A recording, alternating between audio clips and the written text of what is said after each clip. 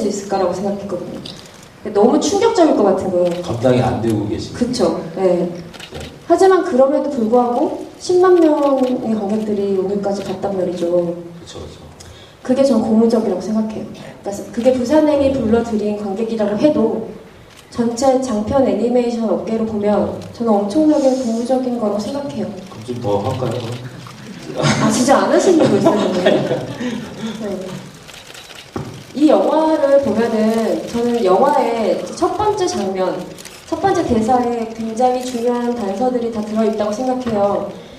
이 영화의 첫 번째 대사가 뭔지 기억하시는지 모르겠는데 뭔지 기억하세요, 이준 씨? 기우가? 아니에요? 아니 자다가 일어나 서울역 말씀하시는 거예요? 네네. 그러니까 혜선이가 자다가 그건 첫 번째 장면이 아니고 아예 그 이 영화의 할아버지 맞다, 문자로 맞다. 목에 물려서 그러니까요. 아 이게 제가 자기밖에 몰라. 기훈이밖에 모르는 것 같아. 첫 번째 대사는 뭐예요? 보편적 복지였죠. 네, 보편적 복지. 보편적 복지에 대한 얘기를 하고 있죠. 그리고 나서 노숙자를 혐오하는 시선을 바로 드러내고요. 그리고 네, 시간적인 정보로 인지되는 것은 밤에 가깝다, 그리고 여름이다였어요. 그 여름의 뜨거운 벼소리가 계속 들리잖아요. 근데 왜 여름이었을까? 저는 그것도 궁금했어요. 그러니까 뭐 영화에서는 사실은 드러나지 않는데 이 노숙자들이 가장 혐오스러워지는 시기가 여름이에요. 냄새가 냄새 나는데. 때문에 이게 사실은 뭐 그런 게 좀 영향을 좀 미쳤죠. 아, 저는 뭔가 이게 좀비 바이러스의 감염이라는 걸 봤을 때 여름에 감염이 더 빠르잖아요, 속도가. 아 그래요? 네, 열이 있으면 아무래도 열이 속도가 있으면, 빠르니까 네. 그렇게 생각했었거든요. 뭐 그거까지 생각 못했어요. 네. 그래서 부산행을 보신 분들도 궁금하셨을 것 같은데 부산행에서도 가장 중요하게 역할을 하는 인물이 노숙자예요. 우리에게 심리적으로 계속 갈등을 만들죠. 그리고 처음에 심은경 씨가 화장실로 뛰어들어가 있을 때 문을 열면 왠지 노숙자가 있을 것 같잖아요. 근데 그때가 있었던 사람이 심은경 씨였고, 그래서 감독님한테 노숙자는 어떤 존재인가 그게 좀 궁금하더라고요. 일종의 영화 만들 때 일종의 비전 같은 게 있었는데 좀비 영화를 만들다 보니까 그런 게 있어요. 뭐냐면은 뭐 좀비 영화 장르가 좀비라고 하는 것 자체가 일종의 사회적 함의 같은 거를 가지고 있단 말이죠. 근데 뭐 좀비가 가지고 있는 사회적 함의라고 하는 건 되게 좀 뻔할 수도 있는 거예요. 근데 대부분의 그 좀비 영화에서는 그 타자화되어 있다는 거죠, 좀비들이. 근데 주인공이나 좀비를 사회적 함의로 봤을 때 이 주인공들의 모습이나 좀비들이 같은 이미지인데 항상 타자화되어 네. 있어요. 근데 그러면서 끝나요. 근데 그것에 대해서 어떻게 하면 이거를 이 주인공 안으로 가지고 올 수 있을까에 대한 생각을 했던 거죠. 그러니까 예를 들자면은 처음에는 공포의 대상이었는데 네. 뒤에 가면은 오히려 좀비를 응원하게 되는 식의 영화를 좀 만들고 싶었던 네. 거예요. 그게 사실은 저는 좀비 영화가 가지고 있는 클래식한 지점에서 주제적인 의미에서의 클래식한 엔딩이라고 생각을 했던 거죠. 근데 그렇게 되려면은 사실은 이제 좀비와 같은 주인공들이 좀 필요했고, 네. 그러니까 이 사회에서 좀비와 같은 대접을 받고 있는 주인공들, 뭐 가출 소녀라든가, 아니면 노숙자라든가, 네. 혹은 기웅이라든가, 어떻게 보면은 이해받지 못하는 사람들, 네. 뭐 이해가 잘 안 되는 사람들이 좀 필요했고, 관객들이 어느 순간인가는 이들이 좀비가 되는 것에 대해서 그들을 는 자동 연관으로 죄송합니다가 떠요. 근데 제가 감독님한테는 여쭤본 적 있거든요. 뭐 큰 의미 없다고 하셨어요. 근데 심은경 씨는 어떻게 생각했어요, 그 대사는? 그 대사가 원래 없었거든요. 현장에서 감독님의 디렉션을 듣고 이제 한 건데요. 이제 그 안에서 이제 다리를 물렸으니까 이제 그 스타킹으로 막 묶으면서 피를 막으면서 감독님 제가 여기서 어떤 식으로 연기를 하면 좋을 것 같아요. 이제 하다가 아 여기서 은경 씨 이렇게 그냥 막 힘들어 하시다가 죄송합니다 중얼중얼 거려 주셨으면 좋겠다고. 그래서 아 그렇게 하면 될까요? 그것에 대해서 별로 연기를 하는 저의 입장에서 네. 의심이 별로 없었던 것 같아요. 이제 역할 이름이 가출 소녀인데 아 이 소녀가 분명히 뭔가 그 배경 그 전 배경이 뭔가 어둡게 살았을 것 같고 분명 좀비에게 다리를 물리면서 뭔가 두려움에 많이 떨었을 테고 그러면서 계속 그런 죄송합니다를 중얼중얼거리지 않았을까라는 제 나름대로 어떤 생각이 있어서 이제 그 얘기를 딱 들었을 때 아 왜 죄송하다고 하죠? 이런 반문을 하지 않았던 것 같아요. 그냥 아 예 알겠습니다 하고 그냥 아, 죄송합니다 이러고 네, 그냥 그런 어떤 단 1초의 의심도 없이 그냥 자연스럽게 나왔던 것 같아요. 네. 근데 이렇게까지 관객들이 그것에 궁금해할지는 예상 못하셨죠? 전혀 예상이 없어요.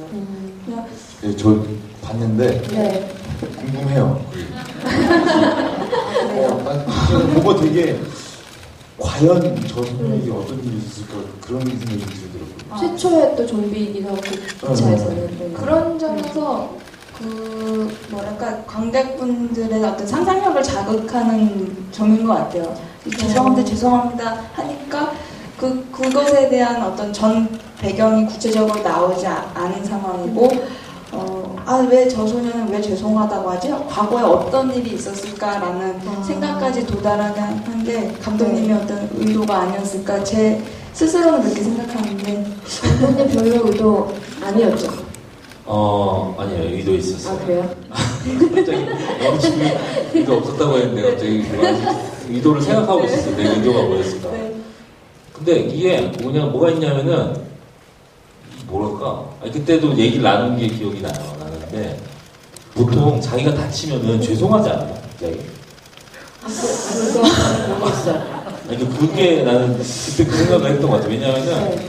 자기가 자기 잘못 아니더라도 예를 들자면은 교통사고 같은 경우에 뭐 이렇게 횡단보도 건너다가 우연찮게 교통사고가 났다고 하더라도 갑자기 확 큰 일이 일어나잖아요, 자기한테. 네. 일이 일어나면은 아이씨 오늘 되게 재수없네 혹은 저 개새끼가 나를 쳤어 이런 생각보다 내가 잘못했다라는 느낌이 되게 많이 들어요. 그게 어떤 제가 그거에 대한 근거가 뭐가 있냐면은 그 초등학생들 있잖아요. 특히 어린 친구일수록 그 뭐랄까 교통사고 나는 장면 보면은 이 초등학생을 탁 친단 말이에요. 그러면 초등학생이 진짜 튕겨나가요. 튕겨나가는데 처음에 초등학생이 일어나서 아무렇지 않은 척 가려고 해요. 보통. 네. 보통 사람이 막 뭔가 일을 당하면, 갑작스럽게 일을 당하면은 이 일에 대해서 막 고통스러워 하기보다 오히려 아무렇지도 이 일이 없었길 바라는 마음이 있어요. 근데 그러다 진짜로 뭐 교통사고가 나는 장면 들어보면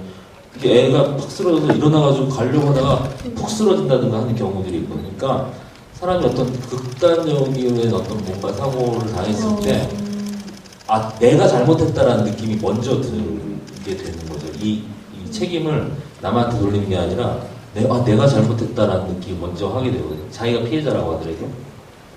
근데 저는 그 생각을 순식간에 제가 네. 해냈던 것 같아요. 네, 지금 하신 것 같고 네네네. 우리는 막 저라고 제 주변에 있는 사람들은 뭐라고 생각했냐면 너무 이렇게 확대 해석한 것 같은데 듣고 보면 저 소녀가 지금 한국 사회 청년 세대 대표한다. 아르바이트를 하다 왔다. 근데 왜냐면 마지막에 김우성 배우님이 죽을 때도 갑자기 자기 트라우마가 막 나오잖아요. 어렸을 때. 그런 것처럼 지금 죽기 전에 좀비가 되기 전에 가장 깊은 마음속 뭔가 외상이 나오나 보다.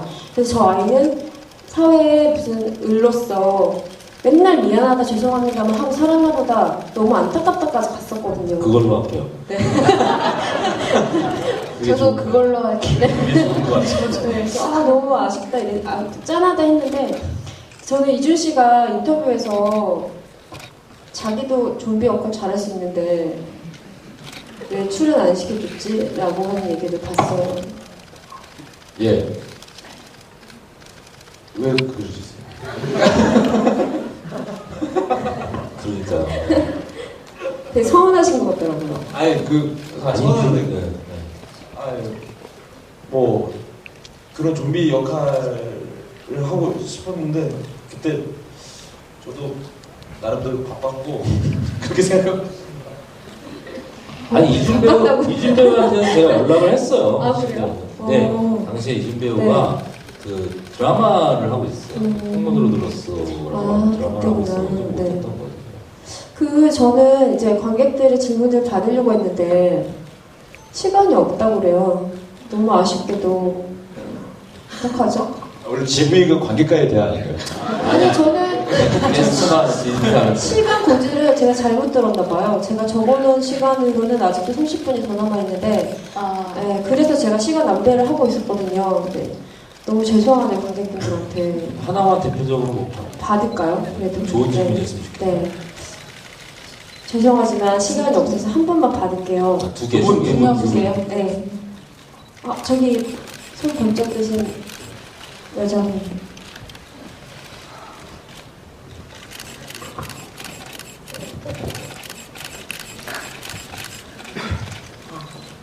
안녕하세요.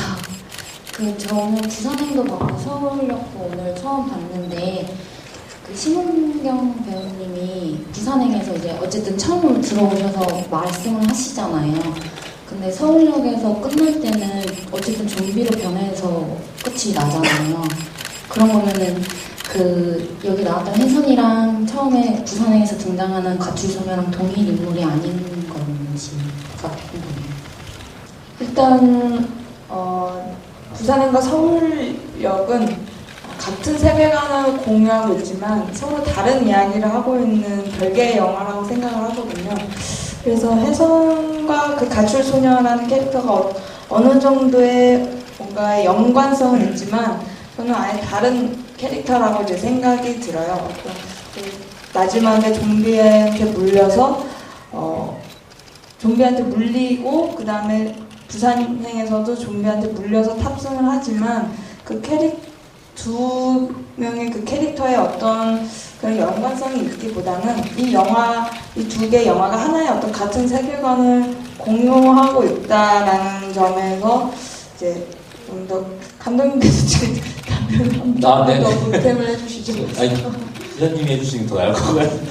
아니, 그거는 제가 생각할 땐 네. 그런 거예요. 뭐냐면은, 이렇게 얘기하면은 또 뭐, 그러니까 제가 보는 관점은 그런 거였어요. 그러니까, 서울역에서 좀비의 원인이 나온다고 생각을 했어요, 저는.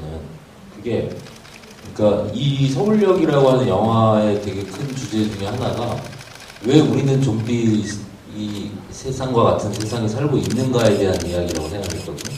그런 측면에서 저는 이미 원인이 이 영화 안에 들어있다고 생각을 했어요. 물론 영화적 내러티브의 관점으로 예를 들자면 여기 나온 캐릭터가 왜 여기 안 나오는가 이렇게 볼 수 있지만 저는 그러니까 이건 제 관점이긴 한데 영화를 볼 때는 사실은 이 영화 안에서 사는 게 아니라 이 영화를 보고 실제 세상을 사는 거잖아요. 네. 그렇기 때문에 사실은 이 영화가 주고 있는 주제라고 하는 면이 되게 중요하다고 생각했거든요. 그런 측면에서 사실은 좀비 세상이라고 하는 어떻게 보면 되게 은유적 표현인 거죠. 그게 왜 일어났는가라는 게 영화 안에 들어있다고 생각을 하고 저는 사실은 부산행에 나왔던 유성바이오에서 무슨 일이 일어났는가라는 것보다 사실은 그게 더 중요하다고 생각을 했어요. 네. 관객들에게. 근데 물론 그 내러티브, 영화 안에서의 내러티브를 더 중요하게 여기시는 분도 계시겠죠.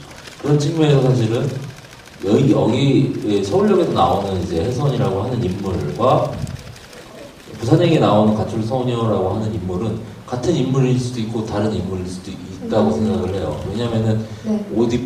제가 일부러 그 의상을 안 맞춘 이유가 사실은 그런 이유였어요. 그러니까 여기에서의 혜선으로 대표되는 이 10대이자 가출한 어떻게 보면 비극적인 인물인 존재와 부산행의 기차를 이 기차를 아수라장으로 만드는 캐릭터는 저는 같은 존재일 수도 있다라고 생각을 한 거죠. 근데 물론 네. 영화적 내러티브로 뭐 따지고 사실은 들어가는 그게 사실은 크게 중요하지 않다고 생각을 했어요. 네. 되게 단순하게 설명드리면 제가 진행하는 다른 프로그램에서 감독님이랑 인터뷰를 한 적이 있었거든요. 근데 제가 그때 이 영화 개봉 전이어서 아 너무 기대돼요. 심은경 씨가 연기하는 그 소녀가 또 나오는 거잖아요. 근데 아니에요라고 하셨어요. 너무나 단순하게 아니에요라고. 근데 방금 말씀하신 대로 받아들이시는 게 가장 저는 합리적일 것 같아요. 또 질문 있으세요? 너무 많은 분들이 감독님이 네, 정해주세요.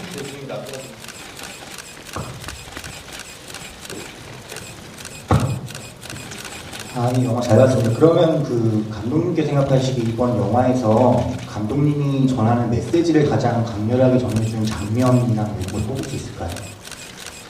저는 엔딩 장면을 되게 좋아해요. 그러니까 엔딩 장면에서 혜선이 석규를 공격하는 장면, 그 다음에 그거하고 대비돼서 이제 그 좀비들이 막 그 차벽을 넘어가지고 막 그 경찰들을 막 공격하고 서울이 이렇게 막 불타면서 거기 이제 나오는 음악들 있잖아요. 거기서 나오는 음악이 되게 막 평화로운 약간 음악이 나오는데 저 그 장면을 위해서 달려왔다고 생각을 해요.